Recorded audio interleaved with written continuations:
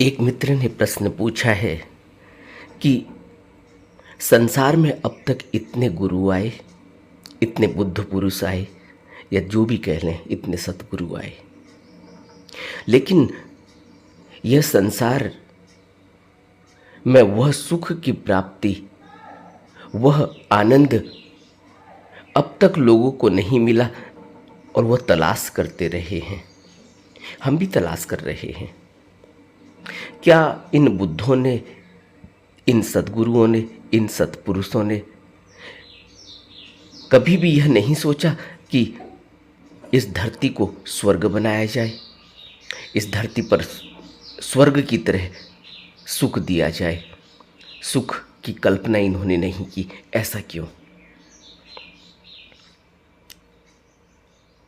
यह प्रश्न हर सांसारिक व्यक्ति के मन में आता है कि अगर अब तक इतने बुद्ध पुरुष आए, बुद्ध आए और बुद्ध से पहले भी न जाने कितने बुद्ध हुए। बुद्ध ने स्वयं घोषणा की कि मेरे से पहले भी बुद्ध आए, और मैं कुछ नई बात नहीं कह रहा हूँ, मैं वही कह रहा हूँ जो मेरे से पहले बुद्धों ने कहा है। नानक आए, कबीर आए, रविदास आए, पलटू आए, दादू आए, सूफी फकीरों में बुल्ले शाह आए, फरीद आए,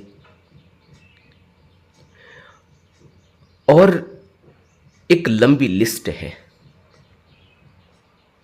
अब तक इतने बुद्ध पुरुष आ चुके हैं, एक बहुत लंबी लिस्ट है उसकी। लेकिन यह संसार ऐसे ही दुख इसके कम नहीं हुए। यह संसार दुखों से ही भरा हुआ है, और बुद्ध ने तो कह दिया कि दुख आर्य सत्य है।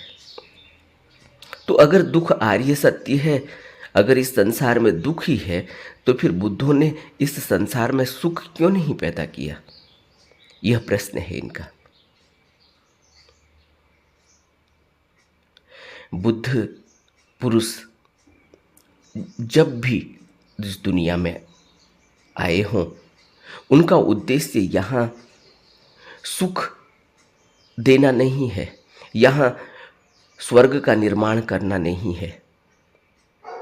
क्योंकि इस भवलोक में स्वर्ग का निर्माण किया भी जाए अगर, तो तब भी वह ऐसा ही है जैसे कि एक व्यक्ति जिसको बेड़ियां लगी हों, जो जेल में बंद हो, उसको अच्छे अच्छे पकवान खिलाना, उसकी बेड़ियों को सोने और अन्य बहुमूल्य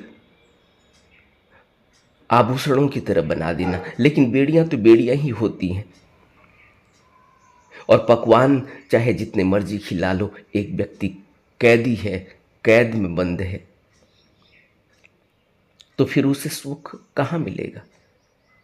क्या उसके लिए स्वर्ग का निर्माण किया जा सकता है? लेकिन वह तो कैदी है, वह तो सलाखों के अंदर बंद है। उसकी अपनी कोई स्वतंत्रता नहीं, वह कहीं घूम नहीं सकता, कहीं फिर नहीं सकता, अपनी बातों को किसी को बता नहीं सकता, कुछ व्यक्त नहीं कर सकता। उसकी अपनी कोई स्वतंत्रता नहीं। इसी तरह बुद्ध पुरुष कहते हैं कि यह जो संसार है इसी तरह से जेल खाना है। इस जेल खाने में हम अपने कर्मों के कारण उलझ गए हैं, फंस गए हैं, और जब हम कर्म करते हैं तब हमें यह पता ही नहीं चलता कि हम जो भी कुछ कर रहे हों उसका परिणाम तो आना ही है। और विज्ञान ने भी यह प्रूफ कर दिया कि जो भी एक्शन होता है उसका एक रिएक्शन होता है, और फिर कॉन्सिक्वेंसेस आते हैं। लेकिन उसके बावजूद भी यह जो जिस धरती को हम स्वर्ग बनाने की कल्पना कर रहे हैं, यह धरती स्वर्ग नहीं बन सकेगी, क्योंकि कर्म और फल का नियम जटिल है। बुद्ध इसको प्रतीत्य समुत्पाद का सिद्धांत कहते हैं। कुछ भी हम यहाँ करेंगे उसका परिणाम निकल के आने वाला है और वो परिणाम हमें भुगतना ही होगा। खुद इसको सिर्फ कही कहाई बात नहीं है, अपनी ज़िंदगी में उतार कर देखें। आप किसी को गुस्सा करते हैं, आपको तुरंत उस व्यक्ति से गुस्से का जवाब रिएक्शन में मिलता है, गुस्से में मिलता है, गलत शब्दों से मिलता है, एक्सप्रेशन से मिलता है, वो एक्सप्रेशन जो आपको पसंद नहीं। लेकिन क्योंकि आपने गुस्सा किया तो आपको जवाब ऐसे मिला।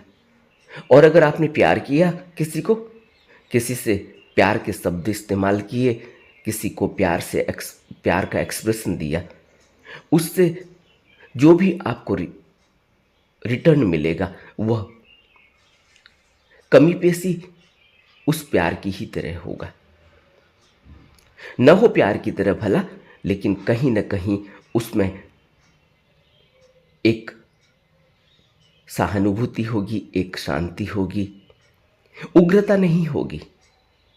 कि आपने किसी को प्यार किया हो और वो आदमी उग्र हो गया, तुम मुझे प्यार से क्यों बात करते हो, मुझे गुस्से में बात करो। कभी आपने किसी व्यक्ति को ऐसे सुना कहते हुए जो कहता हो मुझे गुस्से में बात करो, तुम कैसे बोल रहे हो, इतने प्यार से क्यों बोल रहे हो? लेकिन हर व्यक्ति यही कहता है कि तुम इतने गुस्से में क्यों बात कर रहे हो, मैंने तुम्हारा क्या कर दिया, तुम ठीक से क्यों नहीं बोलते, तुम सही शब्दों का इस्तेमाल क्यों नहीं करते, तुम किन शब्दों का इस्तेमाल कर रहे हो।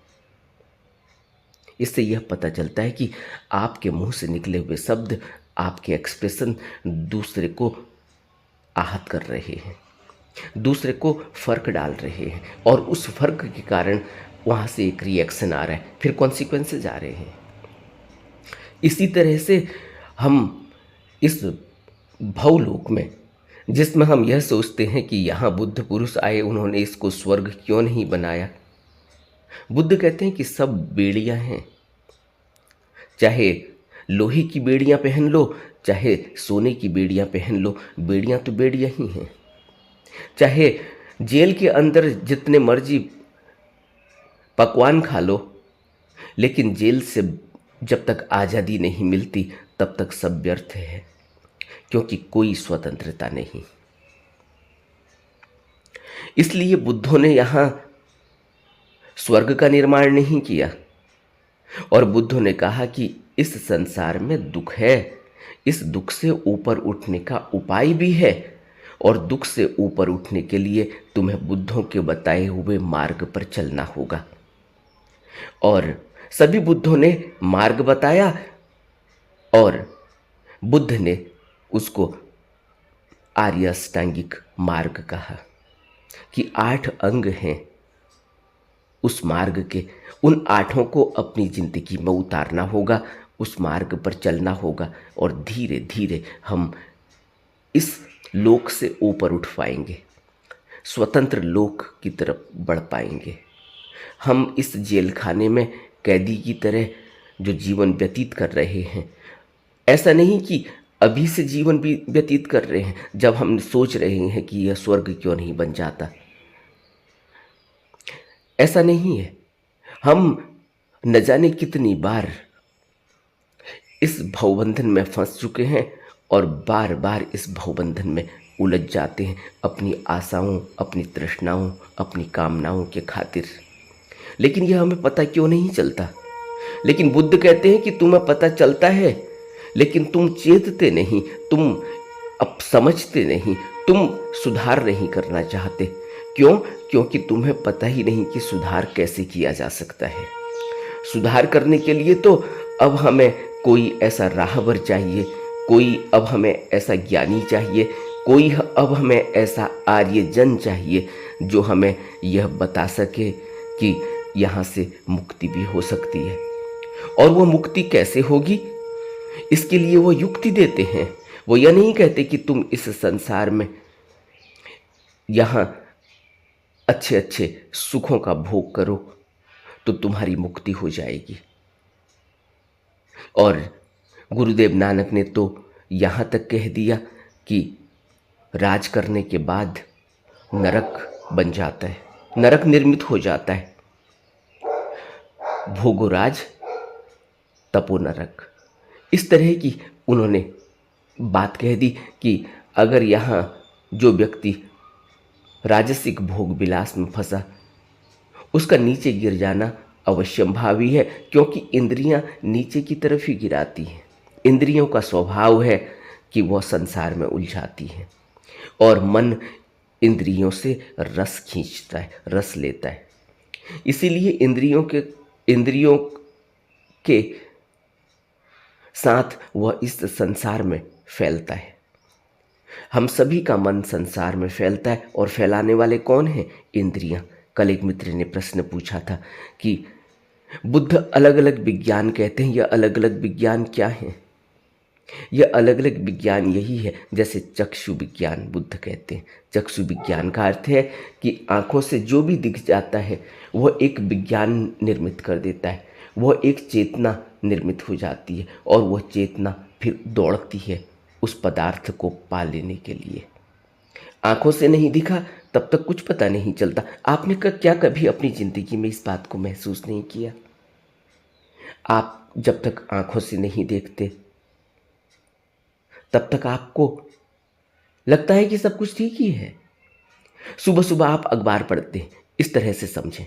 सुबह सुबह आप अखबार पढ़ते हैं और आपने अखबार में देखा कि आज कहीं किसी नाबालिग लड़की का रेप हो गया। तुरंत क्या भाव उठता है मन में? अगर आपके घर में भी आपके बच्चे हैं, नाबालिग हैं, तुरंत एक भाव मन में उठेगा कि कितनी असुरक्षित जिंदगी हो गई है बच्चों की।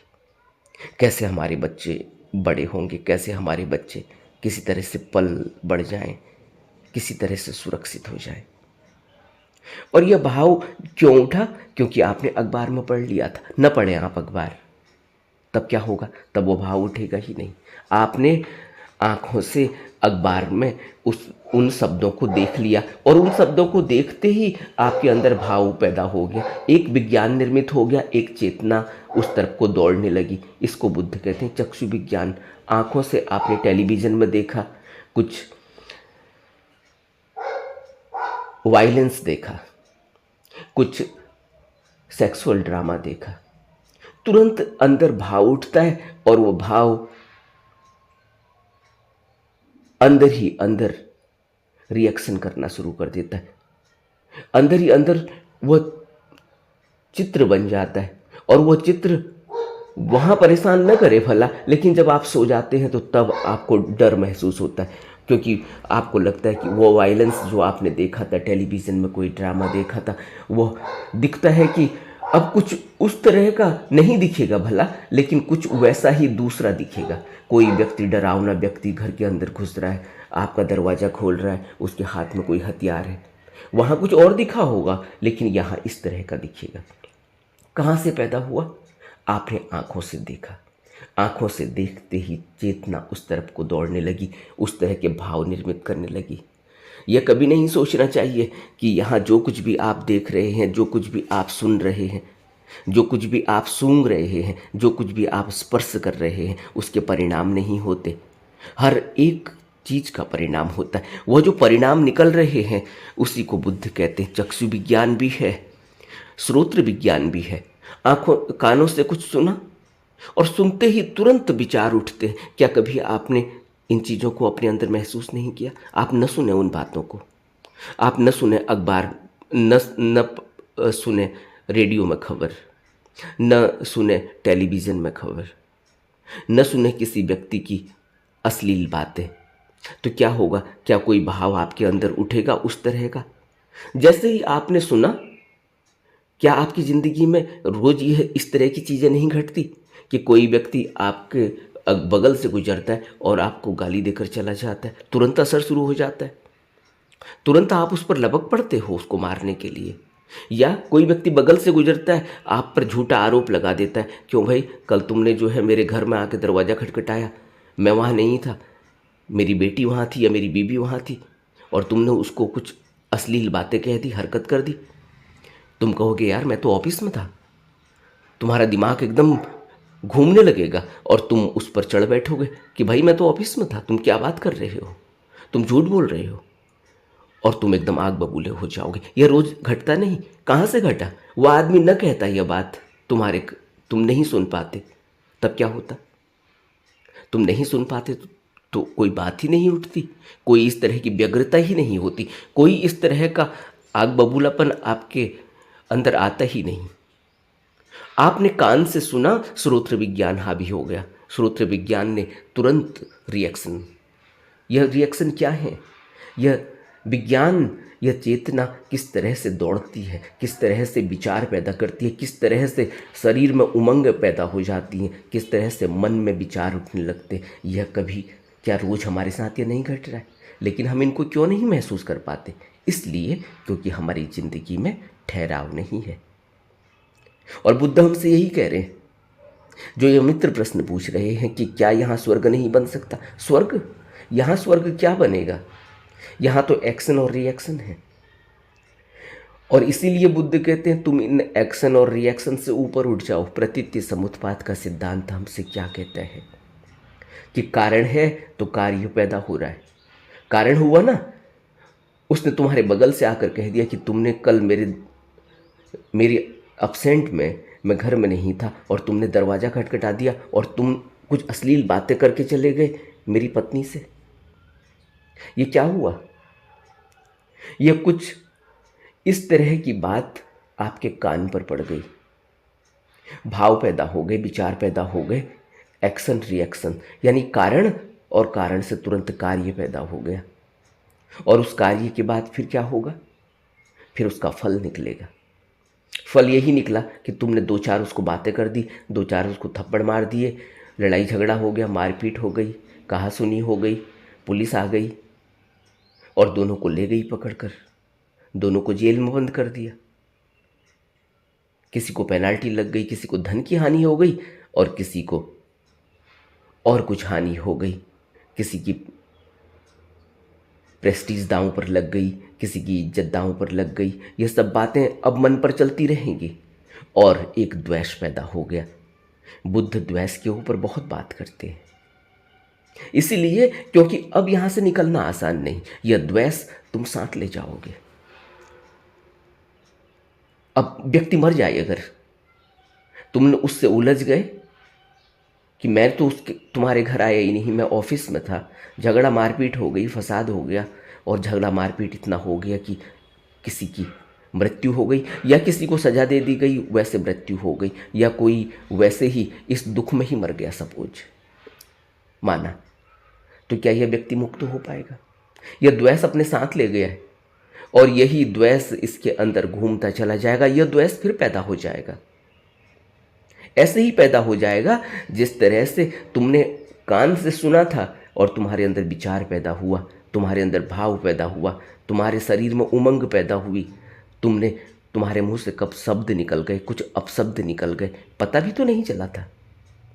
इसी तरह से यह द्वेष फिर पैदा हो जाएगा, शरीर ले लेगा। बुद्ध इसलिए तो कहते हैं यह मन दोबारा पैदा हो जाता है। और वह जो अभी तक बुद्धों की शिक्षा को समझ नहीं पाता, जिसने कभी विचार नहीं किया, जिसने कभी ध्यान नहीं किया, जिसने कभी बुद्धों की बातों पर गहरा चिंतन और मनन नहीं किया, वो कहता है क्या है, इसके बाद तो कोई ज़िंदगी नहीं है। बुद्ध तो नास्तिक थे, बुद्ध तो दूसरी ज़िंदगी को नहीं मानते थे, बुद्ध तो पुनर्जन्म को नहीं मानते थे, बुद्ध तो कर्मफल को नहीं मानते थे। न जाने कितनी बातें लोगों के पास हैं, लेकिन वो अपनी ज़िंदगी में, रोज़ घट रही इस ज़िंदगी में देख नहीं पा रहे हैं कि रोज़ पुनर्जन्म हो रहा है, रोज़ कर्म और फल का नियम लागू हो रहा है, रोज़ जिंदगी नरक होती चली जाती है। इसलिए बुद्ध कह रहे हैं कि जहां हम फंस गए हैं, यह इस संसार में दुख आर्य सत्य है। यहाँ यह बात करना कि यहाँ कोई स्वर्ग की कल्पना, यहाँ कोई सुख मिलेगा, यह सुख मिलने वाला है नहीं। हमें लग रहा है कि सुख मिलेगा, हमें लग रहा है कि हमने इंद्रियों से कुछ भोग लिया, हमने कोई रस ले लिया, किसी को स्पर्श कर दिया तो कोई रस आ गया, या कुछ खा लिया तो कुछ खा लिया तो हमारी जीभ में स्वाद आ गया, कुछ खा लिया तो हमें तृप्ति मिल गई। पूरी जिंदगी आदमी खाता है, क्या तृप्ति मिलती है? क्या कभी ऐसा हुआ कि बहुत खा लिया, अब खाना नहीं खाएंगे क्योंकि खाना खाते खाते इतने साल हो गए? रोज हम खाते हैं, रोज फिर तृप्ति, फिर वही, क्योंकि उससे जीवन चल रहा है। लेकिन इस भव से, बंधन से मुक्ति नहीं मिलती। भव बंधन से तो मुक्ति तब मिलेगी जब हम बुद्धों के बताए हुए मार्ग पर चलेंगे। क्योंकि बुद्ध कहते हैं तुम कुछ भी कर लो, आर्य सत्य तो यही है कि यहाँ दुख है और यहाँ इस दुख से निकलने का जो उपाय है वह अपने जीवन में लागू करना होगा। और उपाय क्या है? उपाय यही है कि हमें आर्य अष्टांगिक मार्ग पर चलना होगा। और आर्य अष्टांगिक मार्ग क्या कहता है? आर्य अष्टांगिक मार्ग हमें बताता है कि अपनी ज़िंदगी को कैसे जीना है। हम यहाँ ट्रैप हो चुके हैं, बुरी तरह से फंस चुके हैं। अब हम इस ट्रैप से निकलने के लिए हमें बुद्धों की शिक्षा को अपने जीवन में लागू करना होगा। अब हमें वह कर्म करने होंगे और उन कर्मों को ऐसे करना होगा जैसे हमसे बुद्ध पुरुष कह रहे हैं। इसलिए हमें गुरु की आवश्यकता है कि हम उससे ज्ञान लें, हम उससे उन रास्तों पर, जिन रास्तों पर गुरु चलता है, उन रास्तों पर चलने की हमें समर्थता मिले, उन रास्तों पर हम चल सकें। हमारा जीवन भी इसी तरह से एक प्रैक्टिकल जीवन हो, एक यथार्थ वाला जीवन हो, न कि धारणाओं और कल्पनाओं से भरा हुआ जीवन। अभी हमारा जीवन कैसा है जरा सोचो। बुद्ध ने जब शुरुआत करी और सभी बुद्धों ने जो भी यहाँ इस धरती पर आए, उन्होंने सबसे पहले मनुष्य को यही कहा कि अगर अपने जीवन को यहाँ से ऊपर उठाना चाहते हो, अगर इस भवबंधन से मुक्त होना चाहते हो, तो सबसे पहले तो अपनी धारणाओं को गिरा दो, अपनी कल्पनाओं को गिरा दो। धारणा और कल्पना से जीवन नहीं संवरता। धारणा और कल्पना से इस संसार में तो हम जैसे कहते हैं ना कि सपने बड़े देखो तो उन सपनों को हकीकत में बदल सकते हो।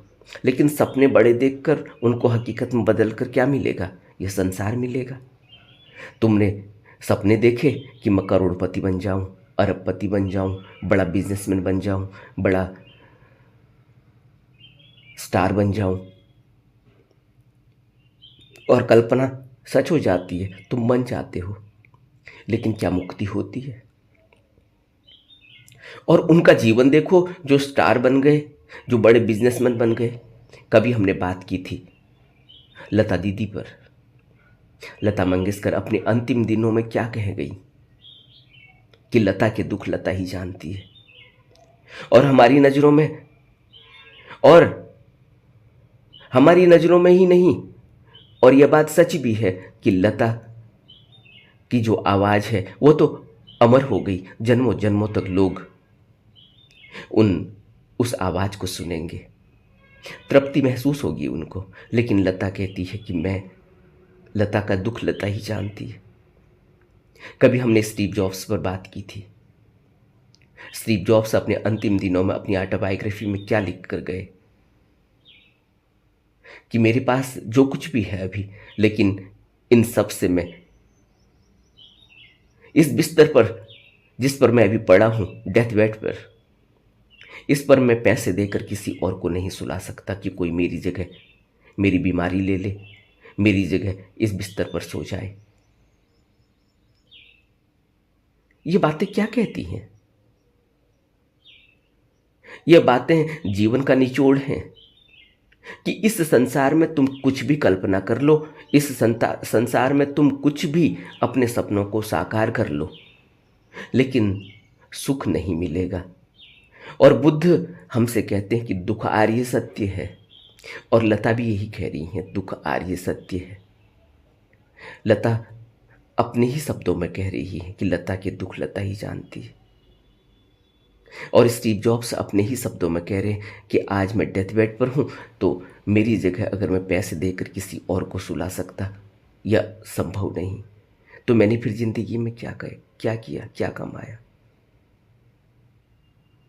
ये बातें क्या कहती हैं? ये बातें यह बता रही हैं कि एक साधारण आदमी भी अपने अंतिम पड़ाव पर आकर अनुभव करता है कि जिंदगी व्यर्थ ही चली गई। क्योंकि जिंदगी में हम वह नहीं पा सके जो हमसे बुद्ध पुरुष कहते हैं। इसलिए बुद्ध पुरुष कहते हैं कि जल्दी से जल्दी चेत जाओ।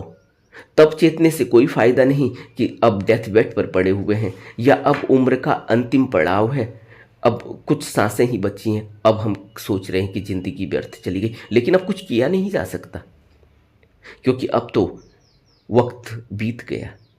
इसलिए वक्त रहते रहते ही करना होगा। और क्या करना होगा? किसी बुद्ध की शरण लेनी होगी, किसी बुद्ध के उपदेशों को अपने जीवन में उतारना होगा, किसी बुद्ध के द्वारा दी गई दीक्षा को निरंतर प्रयास करके उस मुकाम पर पहुंचना होगा जहां पर दुख और सुख से ऊपर उठना, कमलवत जीवन जीना होगा। और यह हो सकता है, सभी बुद्धों ने हमसे यही कहा कि यह हो सकता है, यह हो सकता है, यह मनुष्य कर सकता है। निरंतर प्रयास की आवश्यकता है, अपने जीवन को बुद्धों के उपदेशों के अनुसार ढालने की आवश्यकता है। संसार में उतना ही रहने की आवश्यकता है जितना संसार के लिए हम रहने की हमें जरूरत है। बुद्धों ने उस तरह के नियम दिए, बुद्धों ने उस तरह के उपदेश दिए। अब बुद्ध कहते हैं कि क्या चाहिए संसार में? 2-3 जोड़ी के कपड़े चाहिए, सर ढकने के लिए छत चाहिए और 1 टाइम 2 टाइम का खाना चाहिए। लेकिन हमारा जीवन क्या है? हमारे जीवन में तो हम कल्पना कर रहे हैं। और बुद्ध ने सबसे पहले उपदेशों में, सभी बुद्धों ने उपदेशों में सबसे पहले कह दिया, अवधारणाओं को, कल्पनाओं को, मानसिक धारणाओं को अपने जीवन से निकाल दो। जितनी जल्दी ये निकल जाएंगी, ये मनगढ़ंत कल्पनाएं यथार्थ जीवन नहीं जीने देती। और गुरु का यह अपना निजी अनुभव होता है। शास्त्रा अपने निजी अनुभव के आधार पर कहते हैं। अगर बुद्ध की बात करें तो बुद्ध तो राजमहल में थे, उनके पास तो कोई कमी नहीं थी, लेकिन उसके बावजूद भी उन्होंने अपने जीवन को हमें सिखाने के लिए, अपने जीवन के माध्यम से हमें सिखाने के लिए, अपने उपदेशों के सहारे हमें सिखाने के लिए एक उदाहरण दिया है, एक उदाहरण बनकर दिखाया है। उन्होंने जो अनुभव लिया, जो अनुभव किया, वही हमारे साथ साझा कर रहे हैं। बुद्ध कहते हैं कि यह मेरा व्यक्तिगत अनुभव है जो भी मैं आपको कह रहा हूं। बुद्ध से कितने प्रश्न पूछे गए। बड़े बड़े प्रगाढ़ पंडित ब्राह्मण बुद्ध के सामने प्रश्न लेकर आए। बुद्ध ने सभी के जवाब दिए और सभी को जो संतुष्ट हुआ उसका जीवन बदल गया, वो निर्वाण तक पहुंच गया। और जो संतुष्ट नहीं हुआ उसका जीवन वैसा ही रहा। और हम उन बातों में उलझे हुए हैं जिन बातों में जो बिल्कुल ही नगण्य हैं। कोई जाति पाति में उलझा हुआ है, कोई ब्राह्मण और शूद्र में उलझा हुआ है, कोई देश और विदेश में उलझा हुआ है, कोई मजहब में उलझा हुआ है, कोई धर्म में उलझा हुआ है, कोई अपनी आदतों में उलझा हुआ है, कोई इस संसार के भोग विलासों में उलझा हुआ है।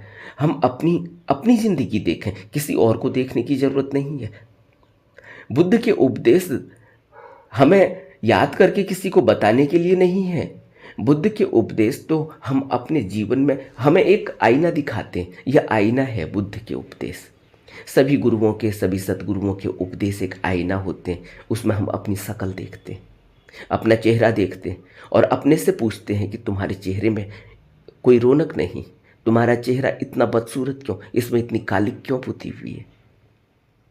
लेकिन मनुष्य की एक आदत है कि वह उन उपदेशों को अपने जीवन में लागू नहीं करता, वह उन उपदेशों को दूसरों को बताता है, उन उपदेशों को याद करके कहता है कि मुझे तो पता चल ही गया। इसीलिए तो जीवन नहीं बदलता। हम सब याद कर लेते हैं लेकिन हमारा जीवन नहीं बदलता। और दूसरे के सामने जब हम उसको पेश करते हैं तब दूसरे आदमी को यह लगता है कि यह आदमी तो बहुत ज्ञानी है। इससे हमारा अहंकार और बढ़ जाता है, क्योंकि वो हमारी इज्जत करना शुरू कर देता है। अब वो हमारे पाँव छुएगा और हम उसको कहेंगे कि ठीक है, तुम कल से यह बात अपने जीवन में लागू कर लो। हम खुद उसको अपने जीवन में लागू न करते हो भला। महात्मा गांधी के बारे की एक छोटी सी बात है। महात्मा गांधी के पास एक बच्चे की माँ आई और उस बच्चे की माँ ने कहा कि मेरा बच्चा मीठा बहुत खाता है, आप इसको अगर कहेंगे कि यह मीठा न खाए इतना तो शायद यह मान लेगा, क्योंकि यह आपकी बातों पर विचार करता है, विचार करेगा, आप इससे कहें।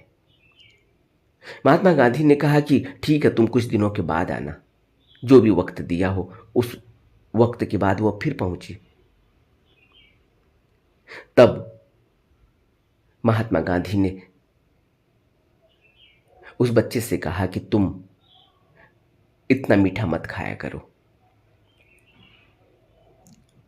और साथ में यह भी कहा कि मैंने उस दिन इसलिए यह बात नहीं कही थी क्योंकि मैं खुद भी मीठा खाता हूँ, तो पहले मैंने अपने ऊपर लागू किया, मैंने खुद मीठा छोड़ा, और अब मैं उस अनुभव के आधार पर कहता हूँ कि मीठा छोड़ा जा सकता है, तुम भी मीठा इतना मत खाओ, छोड़ दो।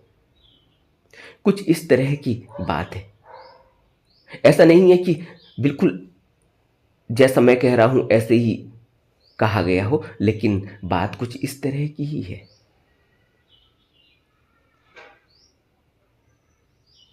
कहने का अर्थ क्या है? कहने का अर्थ यह है कि हम अपनी जिंदगी में लागू करें।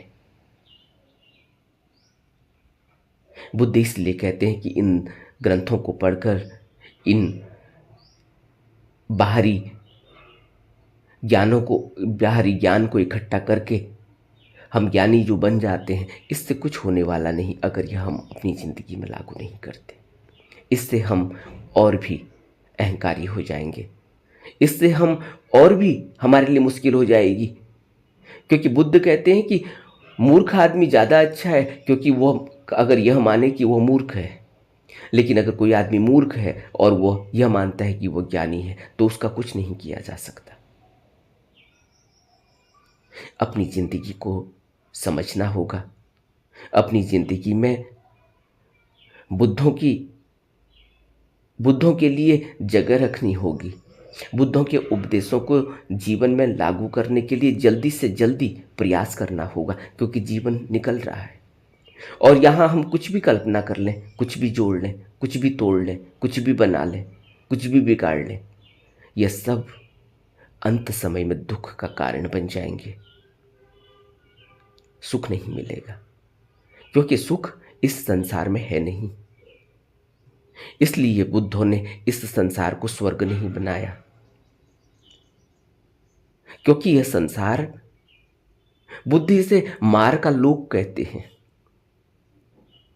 और बुद्ध ने मार जिस शब्द के लिए मार इस्तेमाल किया, उसको भवलोक कहा गया, उसको काल का जाल कहा गया, उसको न जाने कितने नामों से व्यक्त किया गया है। अलग अलग शब्दों का इस्तेमाल करने से फिर हम उलझ जाते हैं, हम सोचते हैं कि पता नहीं यह अलग शब्द है, वो अलग शब्द है। शब्दों की बात नहीं है, बात तो यह है कि इस यथार्थता को अपने जीवन में देखना होगा, इस यथार्थता को अपने जीवन से समझना होगा कि कुछ भी कर लो, इस बंधन से नहीं निकला जाता। क्या करें? कुछ भी कर लें लेकिन मन शांत नहीं होता, क्या करें? कुछ भी कर लें, मन में कोई शांति नहीं है, क्या करें? कुछ भी कर लें, कोई सुख नहीं मिलता, क्या करें? कुछ भी कर लें, बेचैनी बनी रहती है, क्या करें? बुद्ध हमें उपाय बताते हैं, हमें विचार करना चाहिए। नमो बुद्धाय।